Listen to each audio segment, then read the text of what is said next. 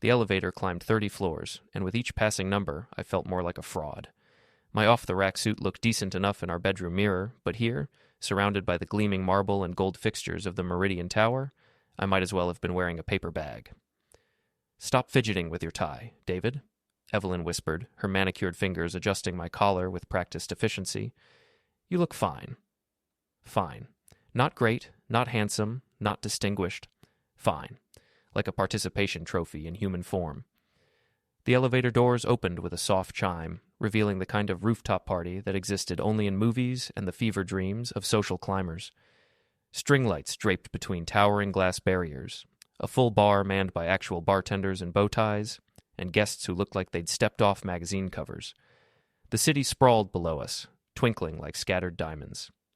"Remember," Evelyn said, her voice taking on that crisp attorney tone she used in court, "smile, shake hands, and let me handle the conversations. These people are important for my career."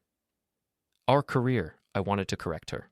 The engineering consulting firm I'd built from nothing was paying for her law school loans, her designer dresses, and the lease on her BMW. But I kept my mouth shut. Tonight was about her advancement at Morrison, Klein & Associates, the white shoe law firm where she'd been clawing her way up the ladder for 3 years. "David Brennan," I said, extending my hand to the first person we encountered, a silver-haired man with the kind of tan that came from weekends in the Hamptons. "I'm Evelyn's husband." "Oh," he said, his handshake limp and dismissive. "How nice." His eyes immediately shifted to Evelyn, drinking in her figure-hugging emerald dress. "Ms. Brennan, you look absolutely stunning tonight." And she did. Evelyn had always been beautiful, but tonight she was incandescent. Her auburn hair was swept into an elegant updo, her makeup flawless, her smile radiant. She commanded attention without trying, drawing admirers like moths to flame. I followed her through the crowd, nursing a beer while she sipped champagne and laughed at jokes that weren't funny. I made small talk with other forgotten spouses, the accountants and middle managers who'd been dragged along as accessories to their more successful partners. "You're in engineering?" asked Janet, the wife of some hedge fund manager. "How interesting. My nephew is studying that at community college." Community college, right? Because obviously anyone in engineering must have crawled out of some vocational program, not graduated summa cum laude from MIT like I had. I smiled and nodded, watching Evelyn work the room like she was born to it. That's when he arrived. Miles Ashford entered the party like a conquering general returning from war. 6'3", silver hair perfectly styled, wearing a suit that probably cost more than my monthly mortgage payment. He moved with the confidence of a man who'd never heard the word no applied to anything he wanted. The crowd parted for him. Conversations paused. Even the bartenders seemed to stand straighter. "Miles!" squealed Sophie Chen, Evelyn's colleague and supposed best friend. "You made it." "Wouldn't miss it," he said, his voice carrying that particular blend of charm and arrogance that came with inherited wealth. "Where's the birthday girl?" Sophie pointed toward Evelyn, who had frozen mid-conversation, her champagne glass halfway to her lips. For just a moment, I saw something flicker across her face, surprise, excitement, maybe even guilt, but it was gone so quickly I might have imagined it. "Evelyn Brennan," Miles said, gliding over to us with predatory grace. "The woman of the hour." "Miles Ashford," Evelyn replied, her voice slightly breathless. "I didn't know you were coming." "Sophie invited me. Said I simply had to meet the rising star of Morrison Klein." His eyes traveled over her appreciatively, then flicked to me with casual dismissal. "And you must be the husband." "David," I said, extending my hand. His grip was firm, just shy of painful, and held a beat too long. "Pleasure," he said, though his tone suggested it was anything but. "Evelyn's told me so much about you." Had she? When? This was the first I'd heard of Miles Ashford, though clearly Evelyn knew him well enough for him to use her first name with such familiarity. "All good things, I hope," I said, keeping my voice light. "Oh, absolutely," Miles replied with a smile that never reached his eyes. "She mentioned you fix things. Very practical." The word hung in the air like a slap. Practical. Not brilliant, not successful, not accomplished. Practical. Like a hammer or a wrench. "David's an engineer," Evelyn said quickly. "He runs his own consulting firm." "How admirable," Miles said. "We need people to handle the technical details while others focus on the big picture." I felt my jaw clench, but before I could respond, the DJ announced something about a special birthday dance. Sophie appeared at Evelyn's elbow, giggling and slightly intoxicated. "Come on, birthday girl," she slurred. "Time for your surprise." "What surprise?" Evelyn asked, but Sophie was already pulling her toward the center of the party, where other guests were forming a circle. "Ladies and gentlemen," Sophie announced, her voice carrying over the music, "our birthday girl needs a dance partner, but not just anyone, someone worthy of such a beautiful woman." Before we dive deeper into this story, I have one small request. Please subscribe, drop a like, comment, and hit that hype button to boost this channel so more people can discover these incredible Reddit stories. My stomach dropped. This wasn't happening. "I nominate Miles Ashford," Sophie continued, "because let's face it, they'd look amazing together." The crowd murmured approval. Someone whistled. I stood frozen as Miles stepped forward with theatrical gallantry, offering his hand to my wife. "Shall we?" he asked. Evelyn looked back at me, and for a moment I thought she might refuse. Might remember that she was married, that I was standing right there, that this was humiliating beyond measure. Instead, she smiled and took his hand. They moved together like they'd been dancing their whole lives. Miles led with confident ease, spinning Evelyn around the makeshift dance floor while the crowd watched and applauded. She threw back her head and laughed at something he whispered in her ear, her face glowing with a happiness I hadn't seen in months. "They look good together, don't they?" Sophie appeared beside me, swaying slightly. Like they belong together. "She's married," I said quietly. "Oh, David," Sophie laughed, patting my arm with condescending sympathy. "Don't be so serious. It's just a dance." But it wasn't just a dance. It was a declaration, a claiming, a public humiliation dressed up as entertainment, and everyone could see it except apparently me. The song ended, but Miles didn't release Evelyn immediately. He held her close, saying something that made her blush and look away. When he finally stepped back, he reached into his jacket and pulled out his wallet. "That was worth every penny," he announced to the crowd, peeling off a crisp $100 bill. He walked over to me and held it out. "For letting me borrow your wife. She's quite the dancer." The party went silent. Every eye was on me, waiting to see how I'd react. Some faces showed embarrassment, others barely concealed amusement. Sophie looked like Christmas morning. I stared at the money, then at Miles's smug face, then at Evelyn, who was looking anywhere but at me. "Keep it," I said, my voice surprisingly steady. "You'll need it for the taxi." Miles's eyebrows rose. "Excuse me?" "The taxi," I repeated, pulling out my phone and opening the Uber app, because my wife and I drove here together, and we're leaving together, right now. I looked at Evelyn expectantly. She stood there for a long moment, the entire party holding its breath. Then she shook her head. "Actually," she said, her voice barely above a whisper, "I think I'll stay a bit longer." Miles offered to give me a ride home. The $100 bill fluttered to the ground between us. I bent down, picked it up, and tucked it into my jacket pocket. "Thanks for the tip," I said to Miles. "I'll put it towards something special." Then I walked to the elevator, pressed the call button, and waited. Behind me, the party slowly resumed, conversation starting up again in hushed, excited tones. I could feel their eyes on my back, could practically hear them composing the gossip they'd spread tomorrow. The elevator arrived with a soft chime. As the doors began to close, I caught one last glimpse of Evelyn and Miles, standing close together, her hand on his arm. "Game on," I whispered to my reflection in the polished steel doors. I spent the night in my home office, nursing a bottle of whiskey and making lists. Not the kind of lists normal people make. Grocery lists, or to-do lists, or honey-do lists. No, these were different kinds of lists entirely. Assets, accounts, passwords, social media connections, email addresses, phone numbers, business contacts, mutual friends, shared subscriptions, joint memberships. Every single thread that connected my life to Evelyn's, cataloged and categorized with the methodical precision that had made me successful in engineering. Because if 15 years of marriage had taught me anything, it was that Evelyn never did anything impulsively. Tonight hadn't been a moment of weakness or a lapse in judgment. It had been a choice, carefully considered and deliberately executed. The only question was how long she'd been planning it. My phone buzzed with a text message at 2:47 a.m. "Staying at Sophie's tonight. We need to talk tomorrow." I stared at the message for a long time, then deleted it without responding. Instead, I opened my laptop and got to work. By dawn, I'd changed every password on every account I controlled. Bank accounts, credit cards, streaming services, cloud storage, email, everything.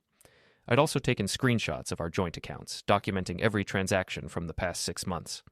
Evelyn's spending had increased dramatically over that period, I noticed. Expensive lunches, boutique shopping, spa treatments, a weekend trip to New York that she'd claimed was for work. At 6 a.m., I called my lawyer. "David?" Tom Kowalski sounded groggy and confused. "What's wrong? It's Saturday morning." I need to protect my assets, I said without preamble. My wife is having an affair. Tom was quiet for a moment. Are you sure? I mean, Evelyn seemed... She left a party with another man last night, in front of 50 witnesses, I'm sure. Okay, Tom said, his voice shifting into professional mode. Don't do anything rash.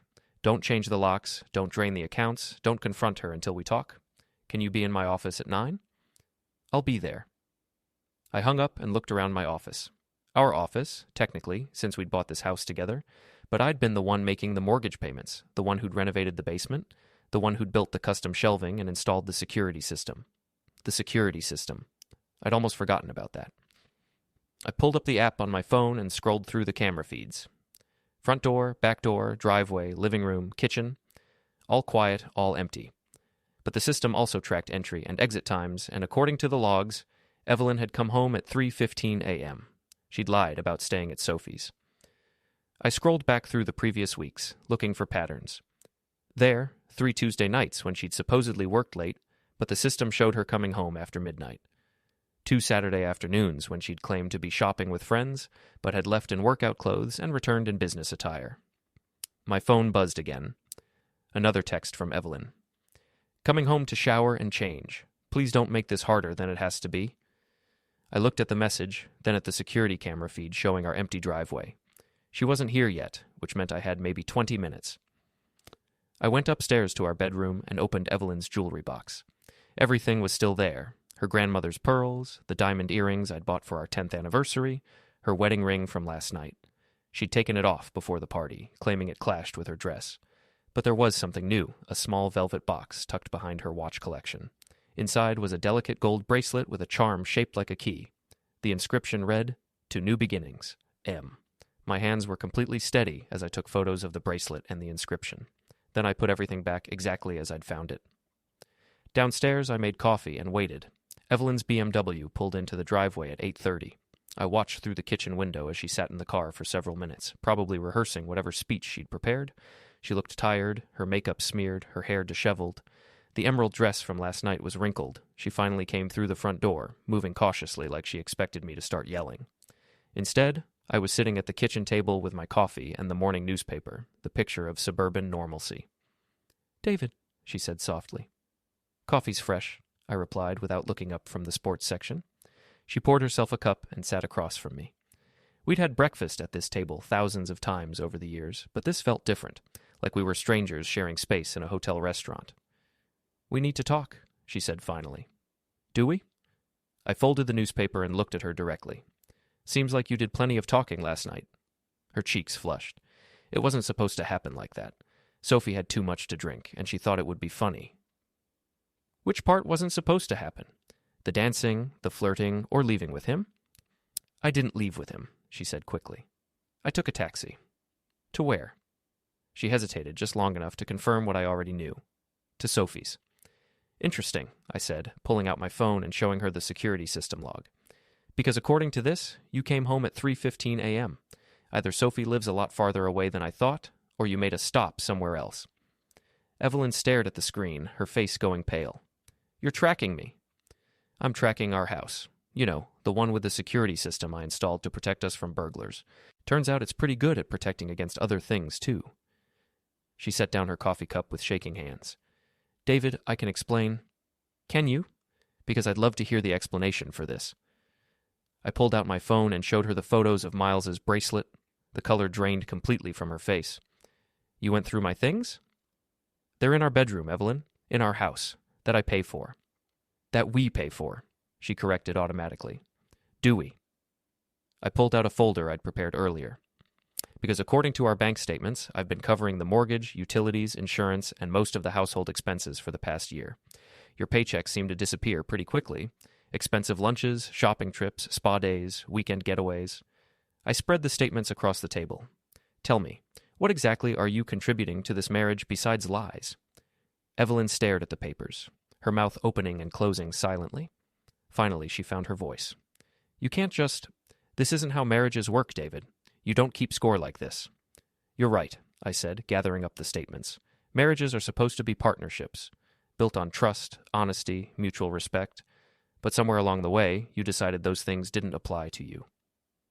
It's not that simple, she said, tears starting to form in her eyes.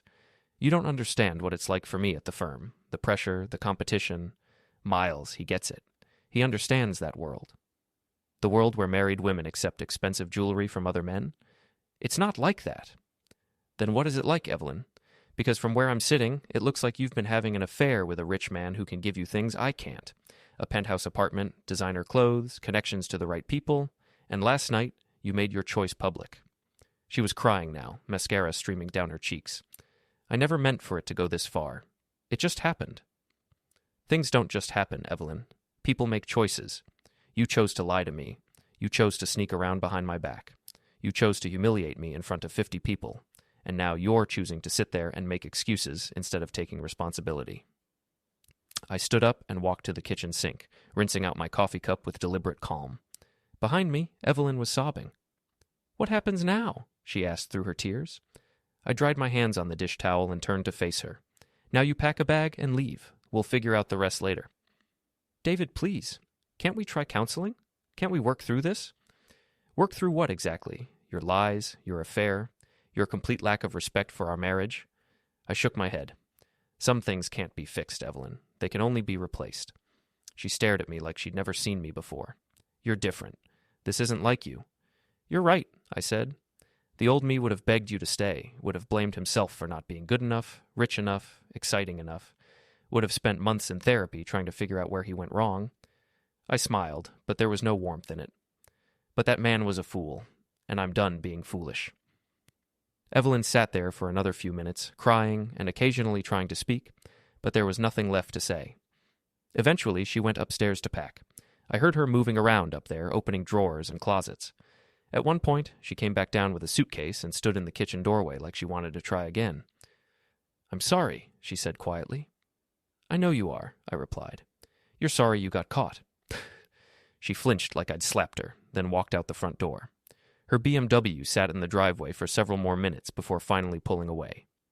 I watched from the window until she was gone, then went back to my office and opened my laptop. I had work to do, and the day was still young. Monday morning arrived with a kind of crisp October air that made everything seem possible. I dressed carefully, not in my usual khakis and polo shirt, but in my best suit, the charcoal gray one I'd worn to my father's funeral. If today was going to be a funeral of sorts, I wanted to look the part. My first stop was Tom Kowalski's law office, a modest suite in a converted Victorian house downtown. Tom had handled the legal work when I started my consulting firm, and he'd been a friend long enough to shoot straight with me. You look like hell, he said when I walked into his office. I feel worse than I look. That's saying something. Tom gestured to the chair across from his desk. Tell me everything. I did. The party, the humiliation, the lies, the bracelet, all of it. Tom listened without interrupting, occasionally making notes on a yellow legal pad. Okay, he said when I finished. Here's where we stand legally. New York is a no-fault divorce state, which means the affair doesn't matter for purposes of dividing assets. But it might matter for spousal support, especially if you can prove she was using marital funds to support the relationship. I can prove that, I said, sliding the folder of bank statements across his desk. Tom flipped through them, his eyebrows rising. Jesus, David, she spent $8,000 in the past 2 months alone. Restaurants, hotels, shopping. You're right. This looks like she was funding the affair with your money. What are my options? Well, you could file for divorce, seek an equitable distribution of assets, and probably avoid paying spousal support given her conduct. The house is in both names, but you've been making the payments, so you might be able to keep it. Her 401k, your 401k, you each keep your own. The tricky part is your business. I'd been afraid of this. She's not involved in the business at all. Doesn't matter. You built it during the marriage, so technically she's entitled to half its value. But given her conduct and the fact that she contributed nothing to it, a judge might see things differently. How long would a divorce take? 6 months to a year, if it's contested. Less if she cooperates. Tom leaned back in his chair. But David, I have to ask. Are you sure this is what you want? I mean, people work through affairs all the time. Counseling, therapy. She made her choice public, Tom. In front of 50 people. There's no coming back from that. Tom nodded slowly. Okay, then. I'll draw up the papers. But in the meantime, don't do anything stupid. Don't confront the other man, don't post anything on social media, don't drain the bank accounts. Keep everything civil and documented. What if I told you I had a different kind of plan in mind? Then I'd tell you to forget about it and let the legal system handle things. I smiled. Good thing I'm not telling you that, then.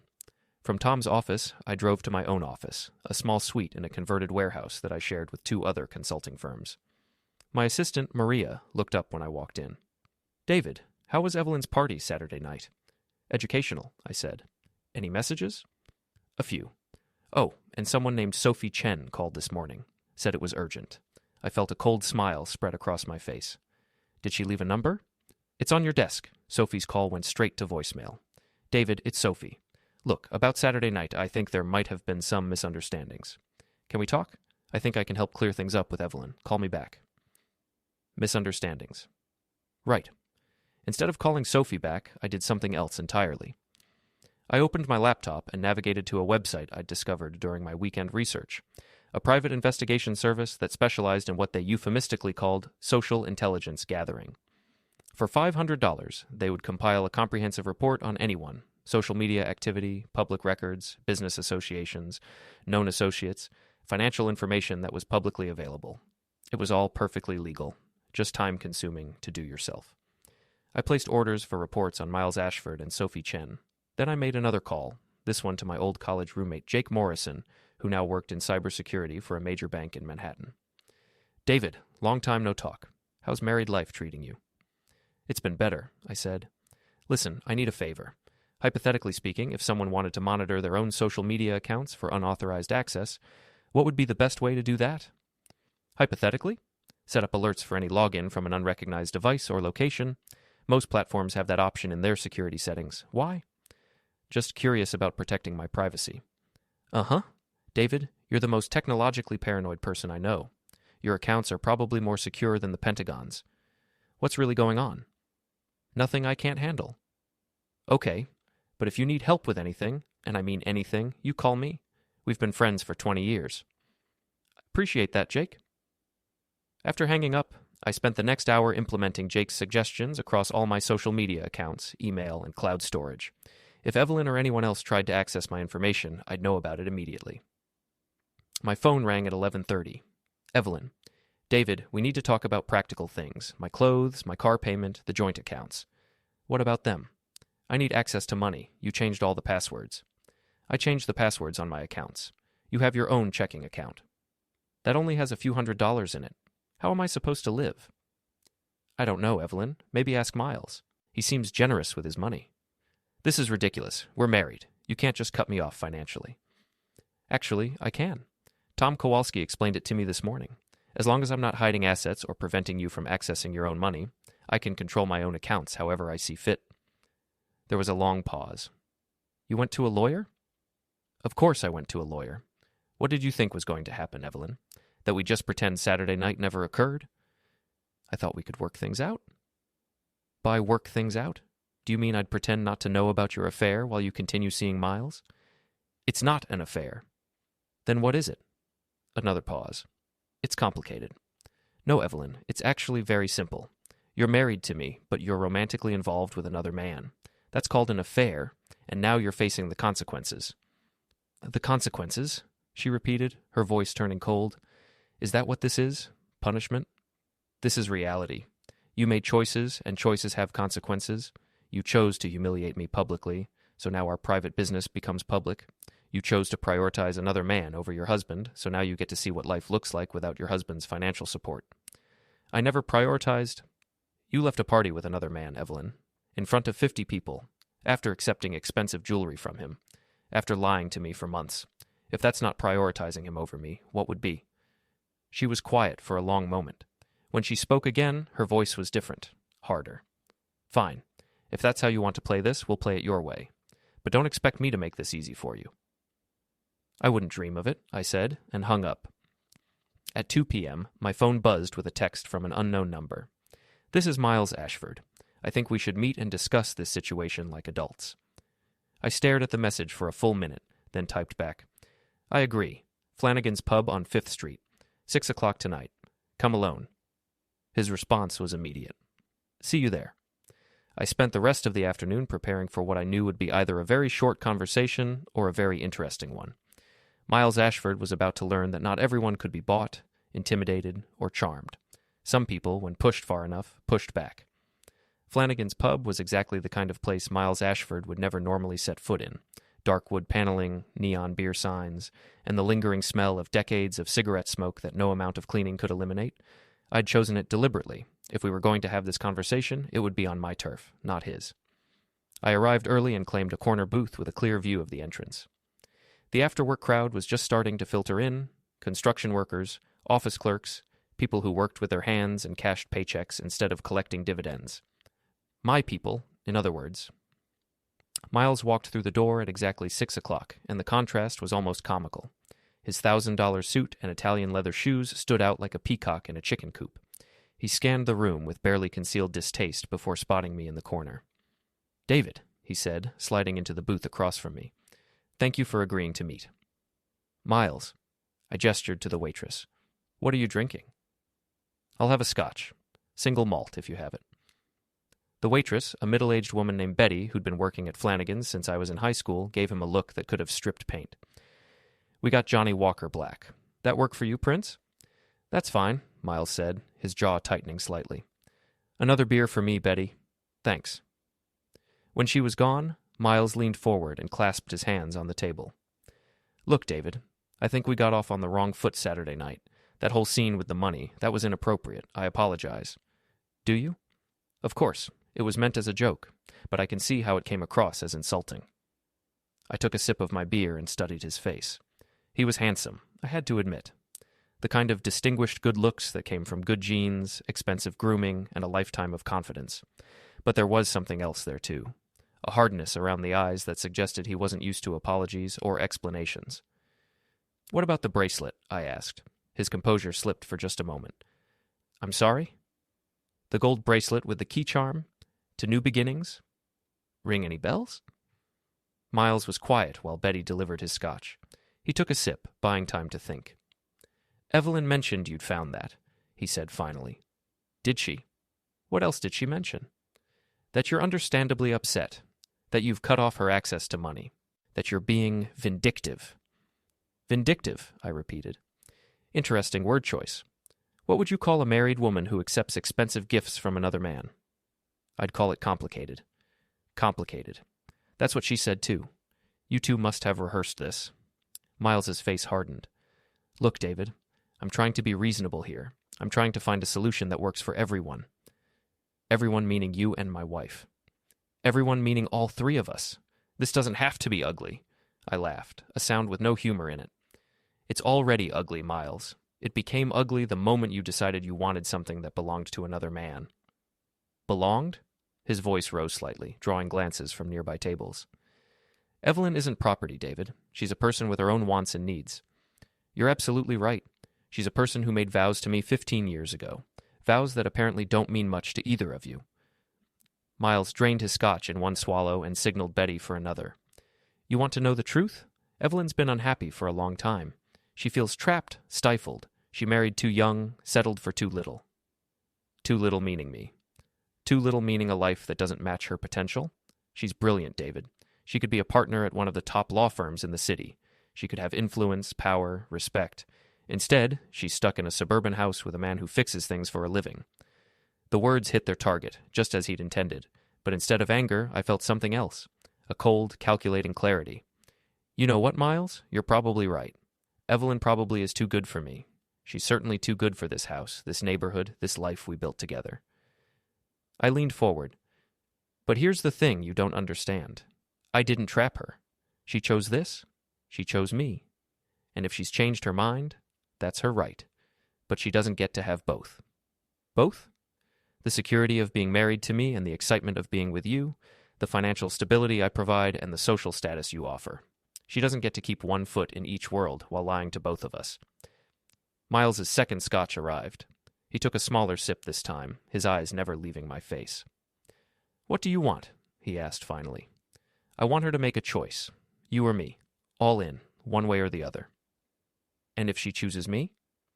"Then you get to find out what it's really like to be with Evelyn Brennan. Not the exciting mistress who shows up for dinner dates and weekend getaways, but the actual woman.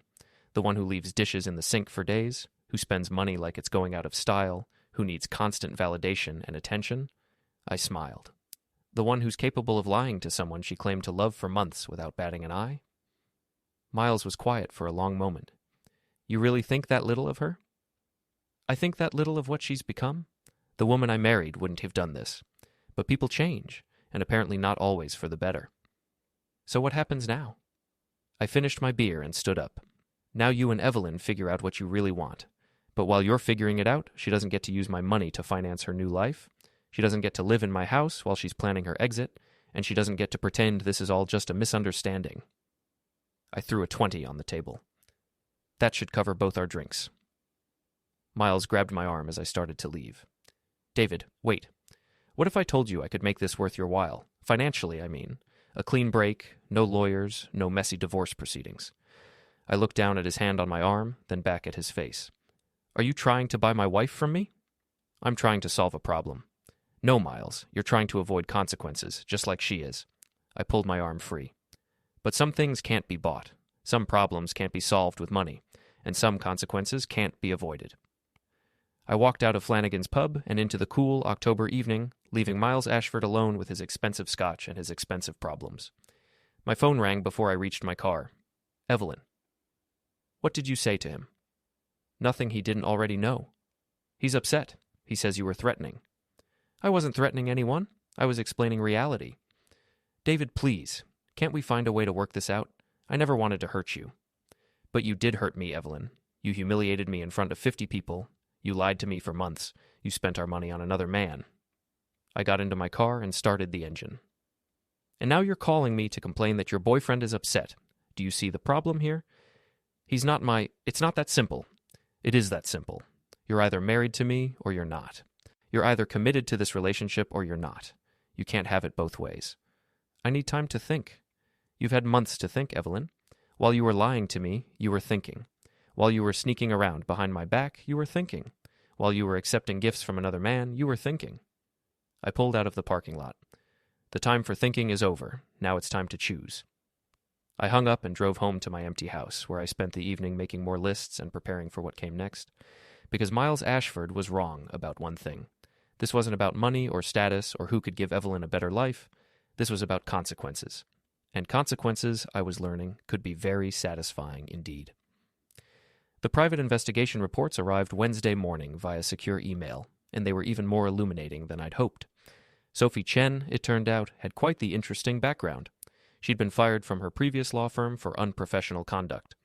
The report didn't specify what kind, but the timing was interesting. She'd started at Morrison Klein just 6 months before Evelyn, despite having more experience. Someone had given her a second chance, and I was beginning to suspect who. Miles Ashford's report was a masterpiece of corporate intrigue. Real estate mogul, yes, but his empire was built on a foundation of leveraged debt and questionable partnerships. 3 ex-wives, 2 restraining orders, and a pattern of business relationships that ended in lawsuits. Most interesting of all, he was currently in the middle of a nasty custody battle with ex-wife number 3, who was claiming he was unfit to have unsupervised visits with their twin daughters. I was studying the reports when my phone rang. Tom Kowalski. David, we need to talk. Can you come to my office this afternoon? What's wrong? Evelyn hired a lawyer, Richard Steinberg from Steinberg, Walsh & Associates. He's good, and he's expensive. She's playing hardball. An hour later, I was sitting across from Tom's desk while he explained exactly how ugly things were about to get. She's claiming you've been financially abusive throughout the marriage, that you controlled all the money, made all the decisions, kept her dependent.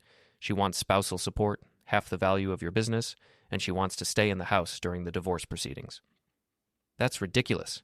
She had her own career, her own income, which she claims you pressured her to spend on household expenses while you built up your business assets in your name only. Tom slid a document across the desk. She's also claiming you've been emotionally abusive, controlling, manipulative, prone to angry outbursts.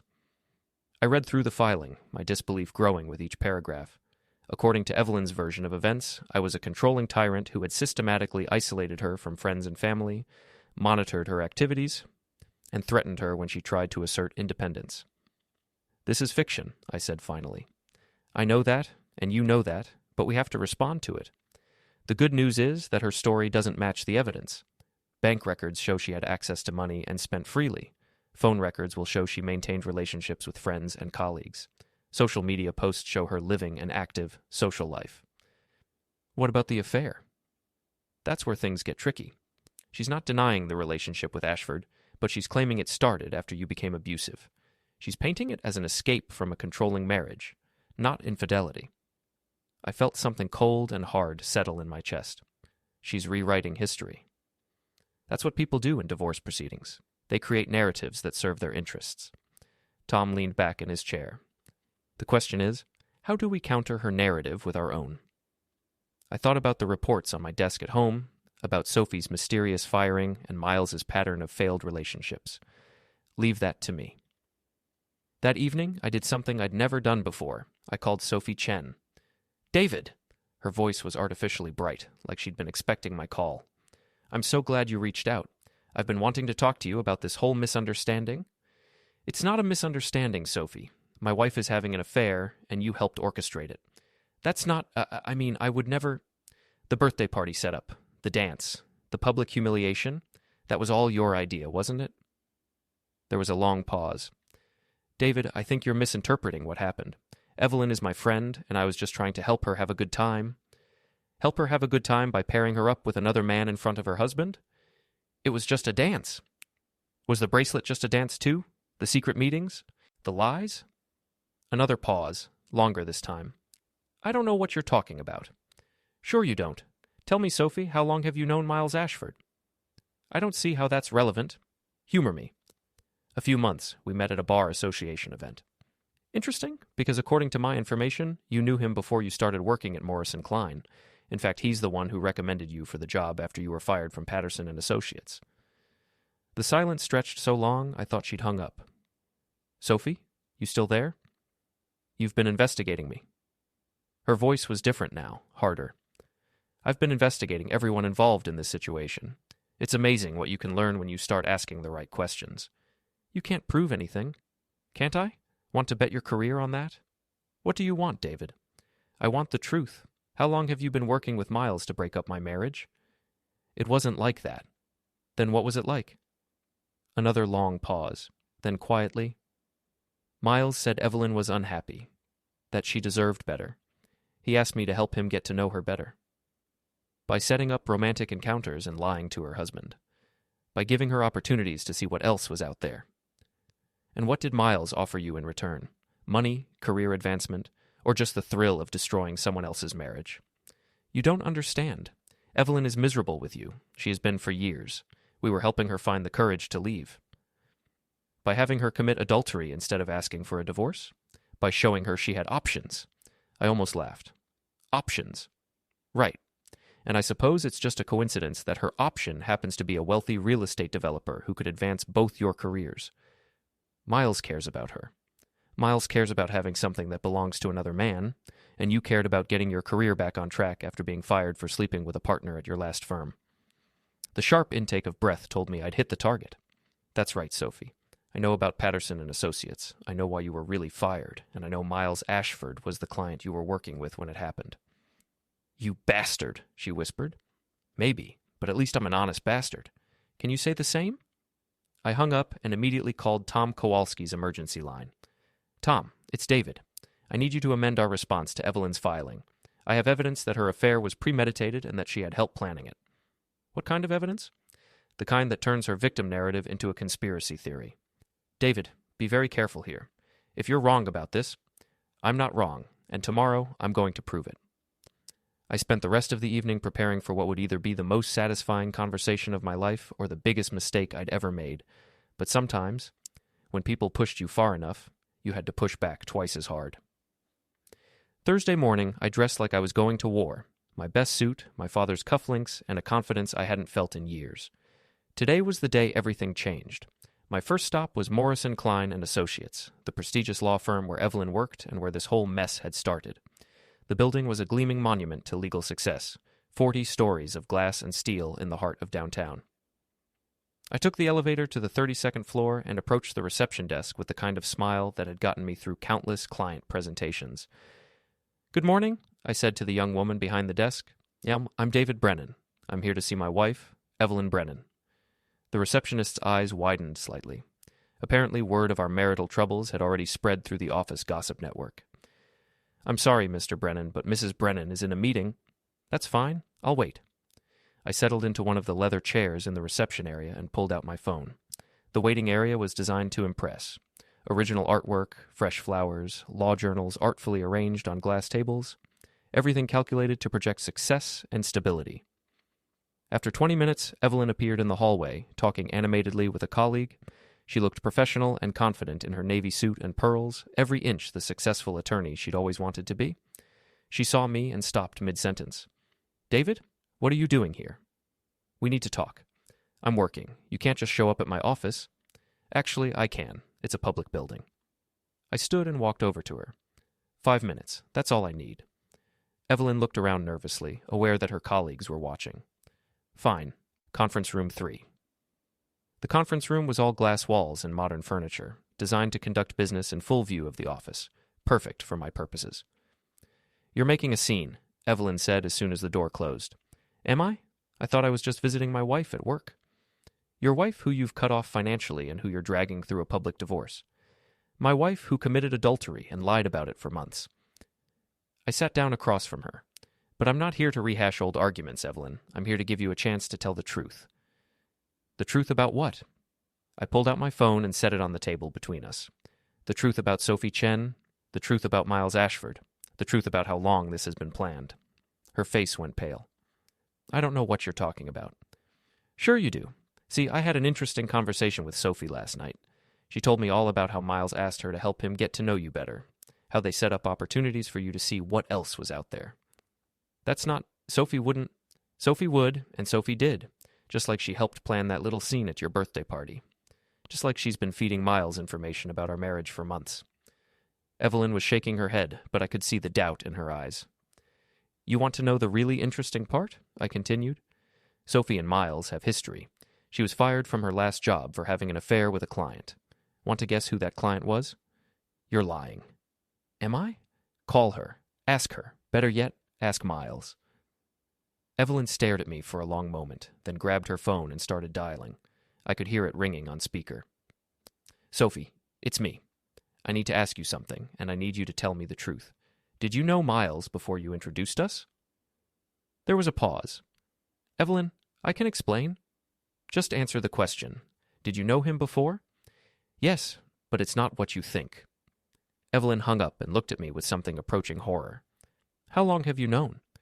"Since yesterday, but I suspected something was off from the beginning. Sophie was too eager to push you together, too invested in your relationship with Miles. People don't usually work that hard to break up their friends' marriages unless they have something to gain." "What does she have to gain?" "Career advancement.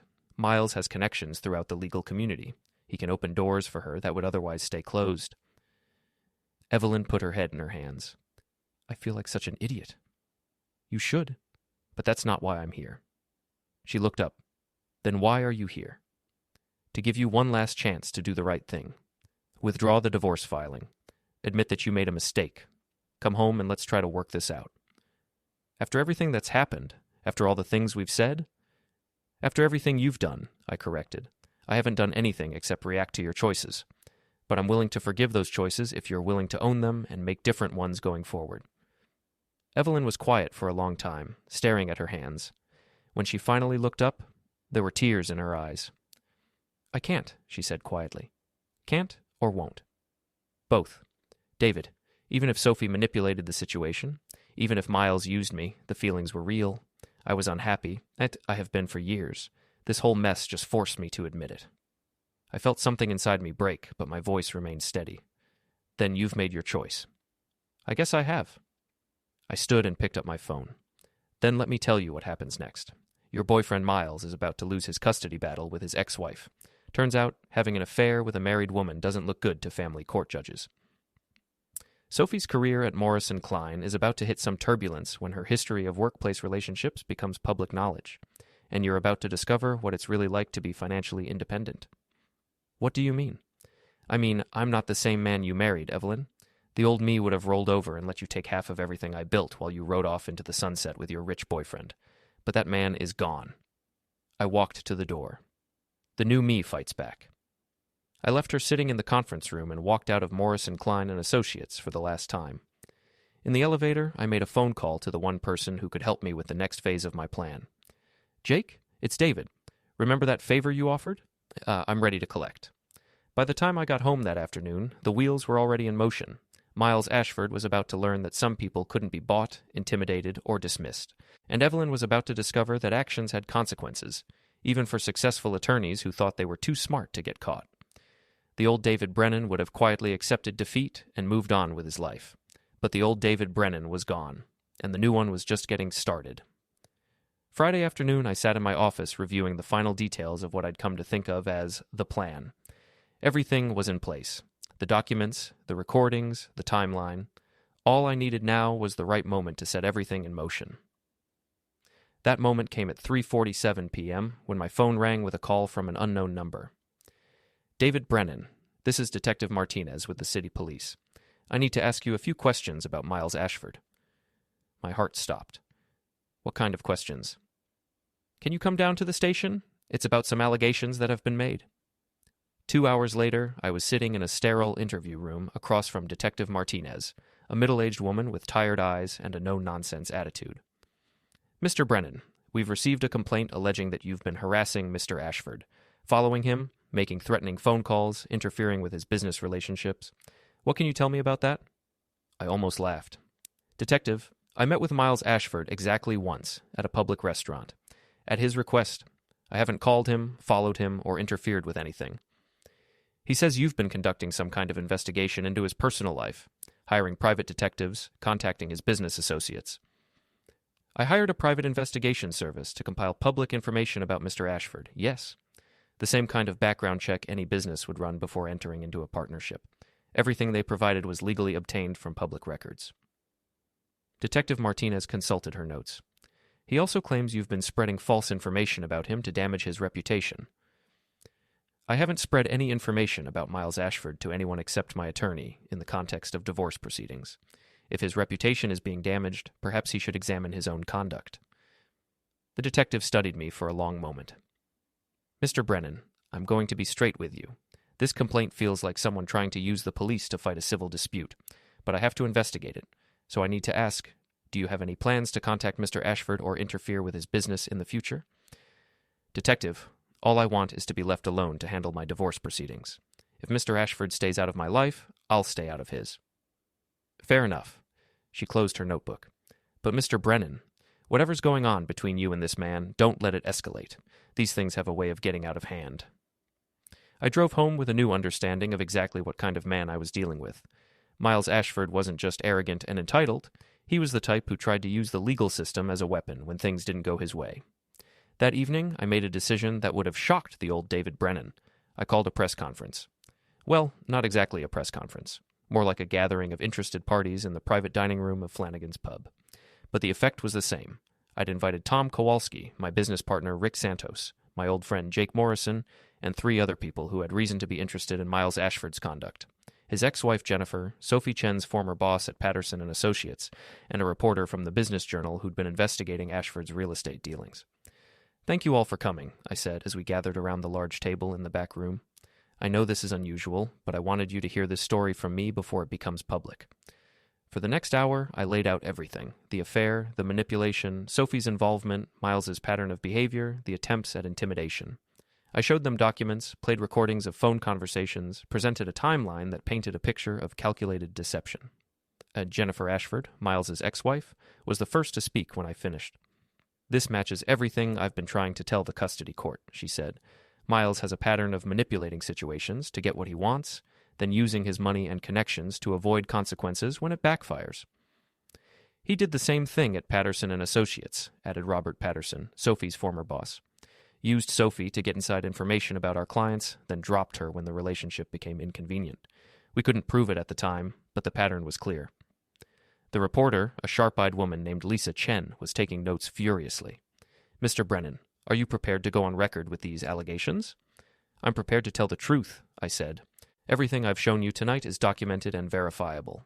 I'm not making accusations. I'm presenting facts." "What about your wife? Is she cooperating with this?" I thought about Evelyn, probably sitting in Miles's penthouse at that very moment, planning their future together. My wife made her choices. She'll have to live with the consequences. The meeting broke up around 10 o'clock, with everyone understanding their role in what came next. Jennifer would present the new information to the family court. Patterson would provide documentation of Sophie's misconduct to Morrison Klein's ethics committee. Lisa would investigate Miles's business practices for her story, and I would finally get some sleep, knowing that the truth was about to come out. Saturday morning brought 3 phone calls in rapid succession. The first was from Tom Kowalski. "David, Evelyn's attorney called. She wants to negotiate a settlement.